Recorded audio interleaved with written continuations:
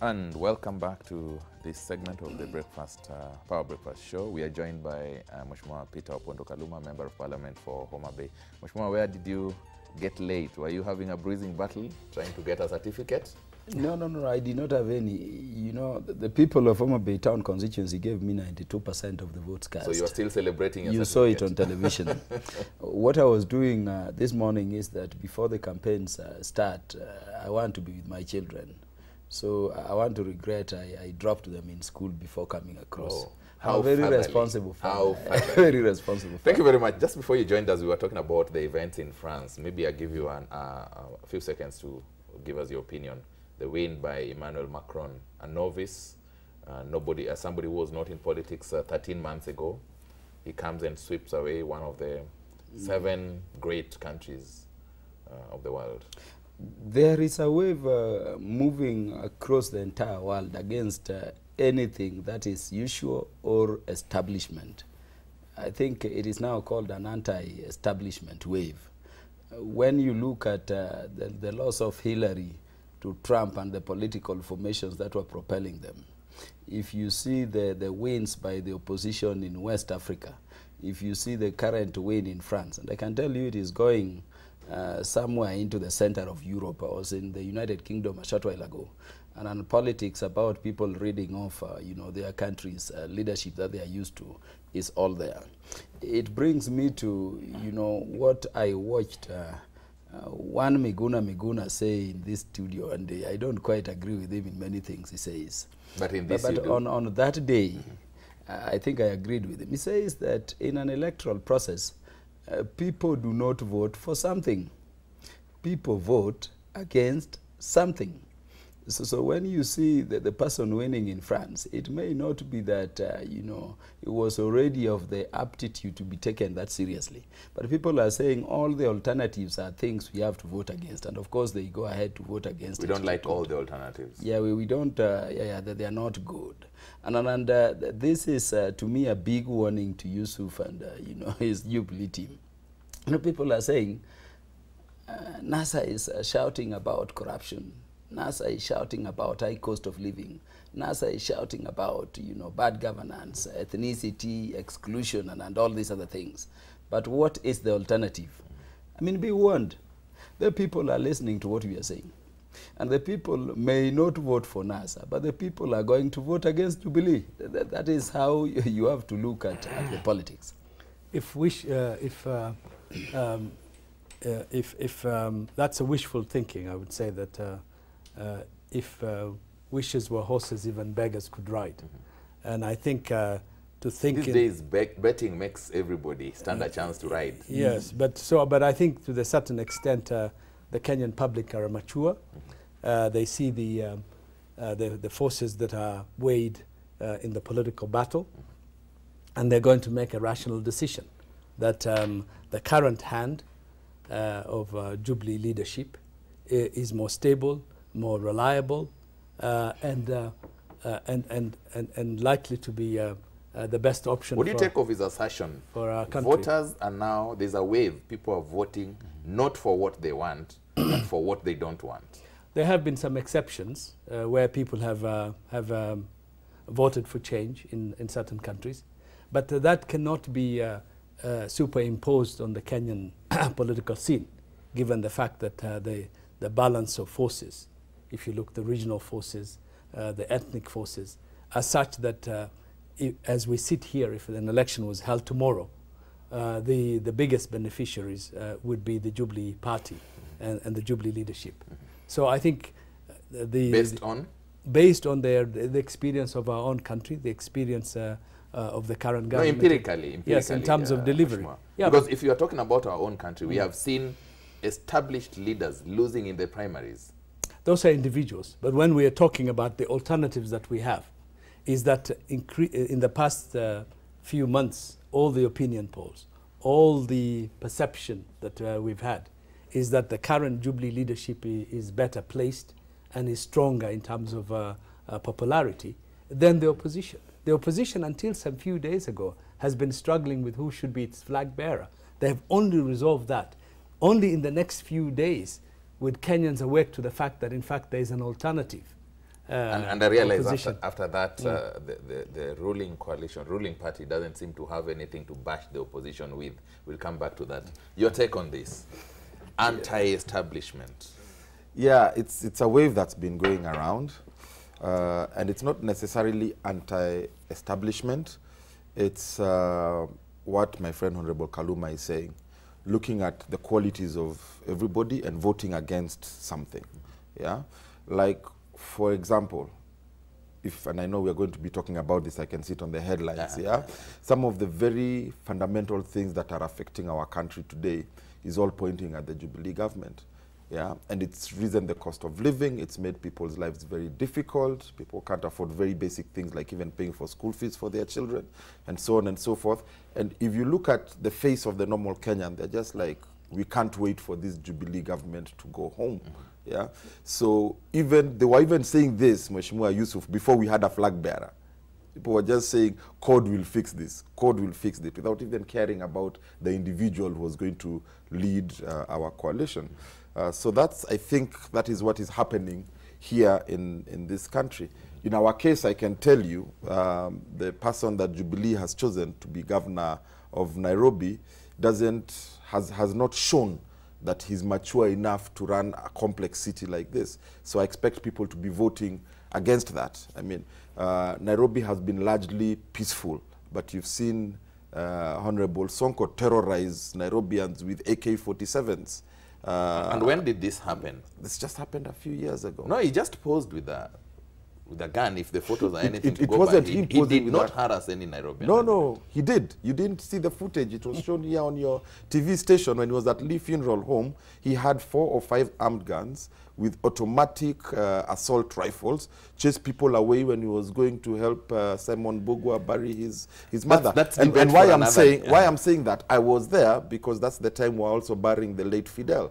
And I had gone to organize for his viewing before we took him to the funeral service. So I saw that kind of harassment, and it was widely shown all over the place. So these are some of the things that Nairobians will be looking at and saying, wait a minute, if we have this kind of a person leading a city as important as Nairobi, what's going to happen? And that's what we expect people to vote against. Will Nairobians also be asking, wait a minute, if we gave somebody the office for 5 years and we still have stinking streets, we still have potholes on the roads, we have no reason to take him back?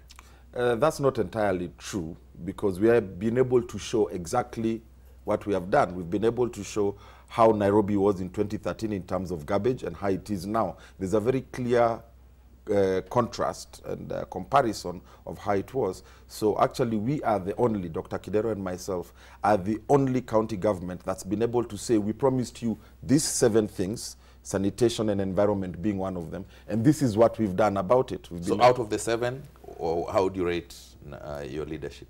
We've done at least 80% of the things we're able to do. What we've not been able to do, we have a plan to do them, and we've done this under extreme strain for lack of funding from the national government that doesn't support devolution. And the as a Nairobian, I think I should. Yes, you will. I just need to interrogate this and I can sit here and as you talk about this devolution, because now it's a time for facts and figures. Correct. The same constitution that gives us devolution also gives you people an authority to look for sources of funds elsewhere. Why do you keep crying about national government not giving you funds? Not correct. If you read the PFM Act, it said very clearly that county governments were not allowed to borrow any money for the first 3 years. But can generate revenue. Yes, we can generate revenue. Precisely. We've generated revenue from almost 7 billion shillings to about 13 billion shillings. So we've more than doubled the revenue in 3 years that we're able to create. And that's still not enough. Yes, let's hear from a resident. Before you go to Yusuf, and that's the money that we've been able to use to open 24-hour health clinics. There used to be 0, now we have 17. We used to have 11 garbage trucks, now we have 70. We've reduced our fire response team, from 1 hour, 20 minutes to an average of 5 minutes. Every time there's a fire, within 5 minutes, you get anywhere to Nairobi. We have taken 94,000 children who'd otherwise not have gone to school, go to school. So says the leadership. What about the I must say that person who should feel as this? a Nairobian on the ground, the Nairobi County government is a total failure, a complete flop. If you look at every indicator. So is this politics or? No, no, this is a reality. I would have wished, as a Nairobian, I would have wished that devolution works for us, that we can feel change, we can feel the impact of having ugatuzi in our lives. But let me tell you, in the case of Nairobi, it is a complete failure. This is a dysfunctional city. The people of Nairobi, the streets are filthy, they're full of garbage. The roads are completely gone. You would think that this city has gone through a war. We have congestion everywhere. You can hardly move from 5 o'clock in the morning to midnight. This city is a city in a gridlock that does not function. This is the only city in the world where the traffic lights do not work. It is go when it is red, and it's green. When it's green, you can't move anywhere. So there is a lack of leadership and direction in Nairobi, and the people of Nairobi on the 8th of August are looking for change, real change that would move our city from a broken down, messy city to a functioning, livable city. And this is Yes. leadership that is owed 60 billion shillings by the government that you serve. We'll talk about It is, that. Yes. what And would but- they but do with also money? just a minute, from an outsider's What would they perspective. What would We they would do need with a right money of that reply they to could that not do? because I'll give you that Mheshimiwa chance. is not being honest. I'll give a chance to an outsider Yes. who lives in Nairobi. Is it that bad? The problem with Nairobi is that the governor and the deputy governor are not politicians. In fact, I can tell you, Charles, by yesterday I was so shocked at how much they are doing that they are not shouting about. So I think, you know, the deputy governor and the governor must roll up their sleeves and start shouting about them. You know, an orphan came to me, Bwana yesterday, and wanted me to change for him school from, you know, some school in Siaya to the school where I was. And he's telling me, just get me admission. The check is coming from the governor's office. And I was bothering about how to get it. How many are there? You see, Bwana is now telling me it's all 74,000. 94,000. 94. That is huge. And I can confirm it happened. Now, why are we not shouting about these things? I think this is the departure from Kidero to this governor of Machakos is called Alfred Mutua. If we had an Alfred Mutua kind of, you know, public glare around Kidero, he would be doing so well. Let us remember, Charles, that when a county government collects money, and of course they have internal revenue, you know, to collect, the law does not permit them to use that money outright. That money should go first to the national government. It is the money that is then subjected to division of revenue. So that one, in terms of, you know, sharing later, how much have you brought? What is your population? What are your needs?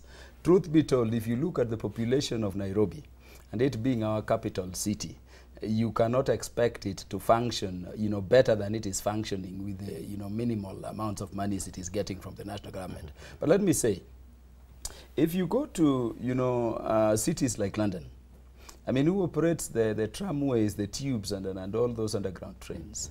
It is not, you know, just the city. There are national government functions, you know, operating there. It is a huge investment, you know, to do, you know, tramways and underground, you know, tube, you know, channels down here. It's a lot of money. The request we've been having to the Jubilee administration, and let me, you know, personally thank the people, particularly of Central Kenya and Rift Valley, for, you know, sweeping, you know, that group of people who are shouting at us in National Assembly, tyranny of numbers always. You're already jumping the gun, getting to 4 stories. Yeah, let me leave it, but I'll brush over it. You know, you tell people, let us send more money to the county governments, because all the sectors that sustain life have been devolved. Look at agriculture, look at health, look at water, look at markets, look at street markets, look at all roads other than the national tramways. They are all with the county governments there. But where are the monies? How much is the health ministry still getting, despite the fact that health is 95, 99% devolved? 60% of its How allocation. much is the Ministry of Agriculture still getting? Yet we are talking about food prices. Instead of sending these monies to the counties to plan, you know, irrigated agriculture, to buy implements for farmers, you know, to produce more, you know, agriculturally. How much are we still sending to the national government for roads, when the roads which are actually impacting on the people are those village, you know, Brilliant village idea, ideas, so what I'm brilliant saying ideas, Mheshimiwa. is What I'm that- wondering, yes. what I'm wondering is, you sit in the National Assembly and you have colleagues at the Senate. How come these ideas didn't come from CORD during your time there, so that we see the national government rejecting them through what you call the tyranny of numbers? Food for thought. Hold it yes. right there. We are taking a short commercial break. When we come back, of course, we will give Mheshimiwa Jonathan Mweke a chance to react to what Mheshimiwa Hassan said here, as we get into our next story, which is food prices, the new battle for Uhuru and Ruto as Parliament resumes tomorrow. And